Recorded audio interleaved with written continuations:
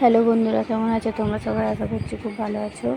অনেকদিন পরে তোমাদের সাথে একটু ব্লগ ভিডিও নিয়ে এসেছি। আজকে রথ, সবাইকে জানাই শুভ রথযাত্রা।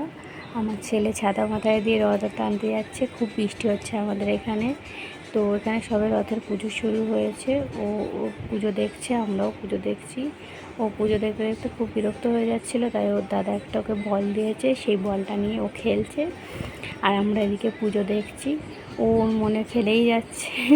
তারপরে রথ বেরিয়ে পড়েছে আমাদের বৃষ্টিটা থামতে। রথ নিয়ে ওরা টানছে, সব আনন্দ করছে খুব। রথ টেনে টেনে যাচ্ছে, সব কীর্তন করছে, সব বাচ্চারা পাড়ার আর আমরা সব বড়রা মিলে রথ টেনে নিয়ে যাচ্ছি। খুব আনন্দ হলো। তোমরা সবাই রথ দেখতে গিয়েছিলে?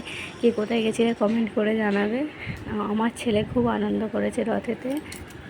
আমাদের এখানে কিন্তু দুটো রথ হয়।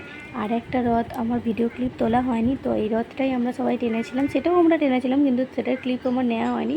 এটার একটুখানি ক্লিপ নিয়েছিলাম, সেটাই তোমাদের সাথে শেয়ার করলাম। এই রথ টানতে টানতে আমরা চলে এলাম জগন্নাথের মাসির বাড়ি। এখানে এসে রথটায় কিছুক্ষণ দাঁড় করিয়ে সবাই একটু পরিক্রমা করলো, একটু হরিনাম করলো।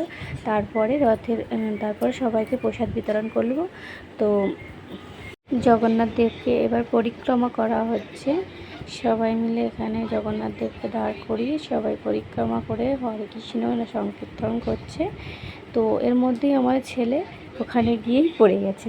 মানে এতই বৃষ্টি হয়েছে, পিছলা হয়েছিল, ও দাঁড়িয়েছে আর ও পড়ে গেছে। এবার তারপরে ওকে নিয়ে সবাই একটু হাসাহাসি করে নিল। তারপরে আমরা প্রসাদ পেয়ে গেলাম। আমার ছেলে এখন বাসছে যে আমি কোন প্রসাদটা নেবো, এটা নেবো না ওটা নেবো।